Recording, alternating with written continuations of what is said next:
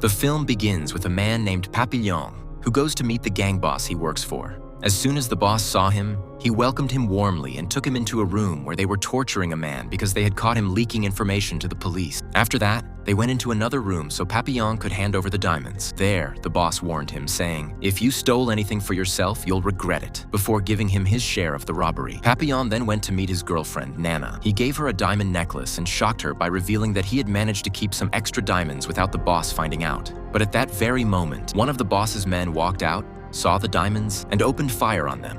The two of them later went out celebrating the money they now had and eventually returned home. Nana started talking to him about marriage and how she wanted to live a normal life like everyone else. He reassured her and told her that he only needed 6 more months to gather all the money they would need to live peacefully. While they were talking, the landlady knocked on the door asking for the rent. As soon as he opened the door, he was shocked to find the police. They stormed in and accused him of murdering the man who had been tortured at the casino. At that moment, Papillon realized that the boss had framed him after discovering that he had betrayed him over the diamond. He tried to explain to the police that he had been with Nana all night, but no one believed him. Nana later visited him in the holding prison. She was devastated because the court had sentenced him to life imprisonment. Papillon told her that he would try to escape and take revenge on the boss and everyone responsible for what happened. Then the guard came and took Nana away because visiting hours were over. There, another prisoner named Julot spoke to him and said he knew who he was because he was the most famous safecracker in the country. Julot advised him that if he really wanted to escape, he would absolutely need money because without it, he would get nowhere. They were later taken to the medical center for their checkup, where Julot introduced him to a man named Louis. Louis was very wealthy and had been arrested for forging official documents in exchange for enormous sums of money. Julot told Papillon that Louis would not last long because the prisoners would try to kill him to steal his money. Later, they were taken out into the yard, where the prison director spoke to them and shocked them by telling them they could forget all about France because they were going to be transferred to a prison in America to complete their sentences. And once their sentences were over, they would remain there as workers and slaves until they died. They were then put on a ship heading to America. During the journey, Papillon spoke with Louis and tried to convince him that he was in danger on his own. He offered to protect him in exchange for the money he would use to escape. At first, Louis refused because he was afraid of Papillon and all the other prisoners. He believed that his appeal would succeed and that he would be released soon without needing anyone's protection. At that point, Papillon decided not to pressure him, wished him good luck, and left him alone. That same night, we see a huge prisoner holding a razor blade and sneaking into their cell. Louis woke up to the screams of the inmate sleeping next to him and was horrified when he saw the prisoner slitting the man's throat with the blade. He took his money and calmly returned to his place as if nothing had happened. When the guards arrived and found the prisoner dead, they simply carried away the body and left without bothering to find out who killed him or even opening an investigation. At that moment, Louis completely lost sleep and realized that he would be next if he stayed without protection. The next day, Louis went to Papillon and asked him to protect him in exchange for the money he wanted. Papillon suggested that the two of them escape together if the opportunity came, but Louis replied, "No. My wife and my lawyer are working to get me out legally, and I'll be released soon." Papillon laughed at him mockingly and told him that he was far too optimistic. That night, Papillon noticed that the huge prisoner was heading toward Louis again to kill him and steal his money. Before he could reach him, Papillon attacked him, and the two started fighting on the ground. Papillon kept punching him over and over, but the man was incredibly strong. Soon, the guards heard the noise, sounded the alarm, and released hot gas to break up the fight. Papillon shoved the prisoner against the bars and the heated metal, burning his flesh badly before he collapsed bleeding. When the guards came in and saw that Papillon's hands were injured, they immediately knew he was responsible and took him away for punishment. They chained him up and denied him food and water for an entire day. After some time, the ship finally reached the prison, and all the inmates were lined up until they arrived at the place where they would serve their sentences. There, the prison warden stood before them and gave them his first speech. "Any escape attempt ends in death. If you run into the jungle, you'll die of hunger. If you run toward the sea, the sharks will eat you. If we catch you escaping, the first time means 2 years in solitary confinement, and the second time means 5 years. And if anyone kills another prisoner here, he will be sentenced to death." The hard labor began, with the prisoners pushing heavy carts of stones up the mountain. One prisoner named Jack noticed that Louis was sick and unable to work, and he started yelling at him to move faster. Louis told Papillon that he was ill and that his money had fallen to the ground, but he was too weak to pick it up. Papillon panicked, quickly rushed over, picked up the money from the ground, and just then a guard noticed Louis's condition. The guard ordered them to place Louis on top of the cart and drag him along with them. When break time came, Louis asked about his money, and Papillon told him, "I have it, because you're not capable of protecting it." Louis got upset and said, "I should never have trusted you. You're a thief, and you were just waiting for the right opportunity." Papillon was hurt by his words and told him he would return the money as soon as they got back to the room. Louis then apologized, and from that moment, real trust and friendship started to grow between them, something far more valuable than money. Later, Louis went and sat alone, checking through his belongings. Then another prisoner approached him and threatened, "Either you give me the money, or I'll finish you." But Papillon saw them, rushed in, and another fight broke out. The guards soon stepped in and shouted that break time was over. While they were working, Papillon noticed a sailor nearby. He tried talking to him and offered $2,000 to provide them with a boat for escape. At first, the sailor refused, but when Papillon raised the offer to $4,000, he agreed and told him that he would stay near the shore for 3 days, and if they managed to reach him, he would give them the boat. The next day, they were all gathered in the yard in front of the warden, where they saw one of their fellow prisoners who had been captured after trying to escape and killing 2 guards. They brought him onto the platform and beheaded him in front of everyone. The warden then ordered Papillon to choose another prisoner to carry the body and bury it in the jungle, and Papillon chose Louis. Together with the guards, they headed into the jungle to bury their fellow inmate. While they were carrying the body, poor Louis could not keep going. The exhaustion and the sight of all the blood overwhelmed him. The guard got angry and started beating him to force him back on his feet and continue walking. Papillon could not stay silent. He grabbed a large rock and smashed it into the guard's head, knocking him unconscious. Then Papillon ran deep into the jungle with all his strength, trying to reach the shore and meet the sailor. The guards chased after him and opened fire, but he still managed to escape. When the guards failed to catch him, they went back and took his friend Louis, who was devastated after realizing that Papillon had escaped and left him behind. Papillon finally reached the shore and found the sailor. He told him, "I don't have the money right now, but if you get us back to France, I'll pay you double what we agreed on." While he was speaking, he was suddenly shocked to find a group of armed men surrounding him from every direction.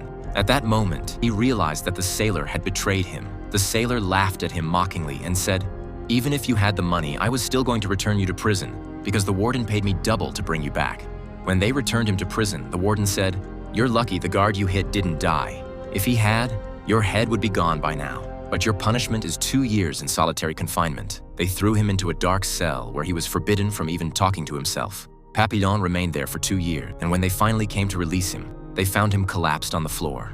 The hunger and isolation had destroyed him, so they carried him to the prison hospital, believing he had lost his mind. Louis went to visit him in the prison infirmary and spoke to him sadly, heartbroken by the terrible state Papillon had reached. He told him that the guards had informed him that his wife had abandoned him and married that lawyer, so now he too was completely alone. Suddenly, Papillon spoke and said, "Forget about your wife and help me come up with a new escape plan." Louis was shocked and overjoyed to realize that his friend was still sane. Papillon then explained that he had only been pretending to be insane so he could stay in the infirmary, because escaping from there would be much easier. Louis told him that there would be a party in the prison in 2 days, and all the guards would be distracted, making it the perfect opportunity. To keep up the act, Papillon started screaming and pretending to be crazy in front of the doctor and the guards. The doctor gave him a sedative injection to calm him down, but as soon as the doctor left, Papillon removed the needle and secretly hid it. That night, Papillon made a deal with another prisoner named Belle, asking him to escape with them in exchange for distracting the infirmary guard. They all met together, Papillon, Louis, Jack, and Belle, and mapped out the plan. Jack told them that he had arranged with a trustworthy sailor to prepare a boat for them, but the sailor wanted half the money in advance. Jack then deliberately injured his own hand so that he too would be taken to the infirmary and be with them on the night of the escape. Papillon took the money from Louis and handed him a box containing all the sedative needles he had secretly collected, asking him to put them into the guards' drinks during the party. Papillon then gave the money to Jack. On the night of the party, everyone got ready. Belle went out with the guard to distract him, while at the same time, Louis successfully slipped the sedative into the guard's wine and served it to them. Papillon, Jack, and Belle climbed down from the infirmary and attacked the guards, who were already dizzy from the drugged drinks. But at that exact moment, rain started pouring down. The prison lights went out, and the alarm bell rang throughout the entire prison. Louis then arrived carrying the keys to a secret passage where very few guards were stationed. They all escaped through it and reached a high cliff-like edge, where they had to jump in order to get beyond the prison walls. They all jumped, but poor Louis badly broke his leg when he landed. The others had no choice but to carry and drag him along until they finally reached the shore. There, they finally met the sailor, gave him the money, and took the boat they would use to escape.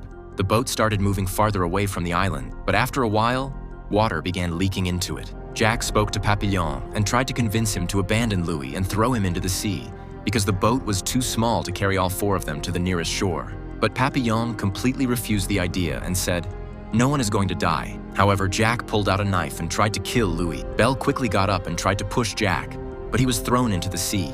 At that moment, Papillon stepped in, and a brutal fight broke out between them to stop Jack from killing Louis. But Jack was stronger. He knocked Papillon to the ground and started choking him, almost killing him. Then Louis found the courage, grabbed Jack's knife, and stabbed him repeatedly until he died.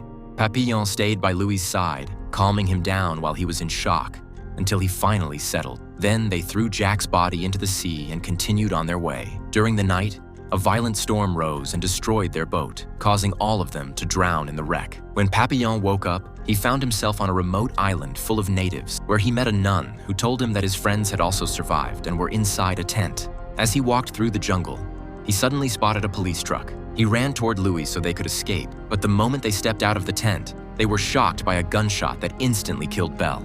The police then forced them to the ground and captured them for the second time. Papillon spent another 5 years in solitary confinement. When the sentence was finally over, the warden came in and sarcastically congratulated him, saying, "Bravo, very few people come out alive after 5 years in solitary."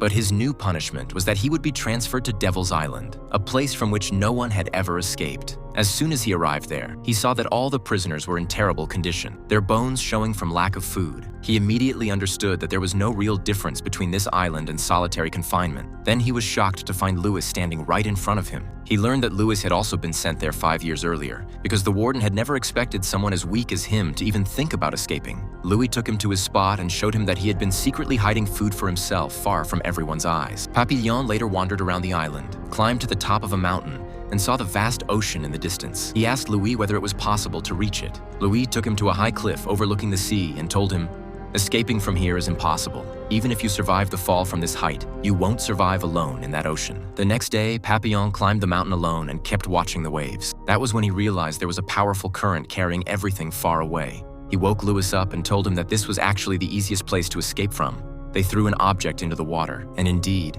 the current quickly carried it far out. Papillon was thrilled by the idea, and they prepared wooden sacks and makeshift rafts to float on the water. They climbed back to the top of the mountain to make the jump, but then Louis stopped and spoke to Papillon, telling him that he had nothing left waiting for him outside anymore, and that he had become too used to prison life to leave it behind. Papillon was deeply saddened. He said goodbye to his friend, happy that at least he would finally breathe the scent of freedom. He threw his wooden raft down and leapt into the ocean. Louis kept watching him disappear from sight, thinking that he had died. But then Papillon's voice echoed loudly, "I'm free." Louis kept looking at him and smiled, happy that at least one of them had finally made it out. And after that, we see Papillon on the open sea. This is the true story of Papillon, a man who was willing to sacrifice his life just to live free and independent, no matter the circumstances. It reminds us that the freedom we live with today is a blessing we should thank God for every single day and protect, because even the smallest mistake can take it away from us. And here we have reached the end of the movie. As always, don't forget to support the video with a like and a comment, and subscribe to the channel. Thanks for watching, and see you in a new movie recap.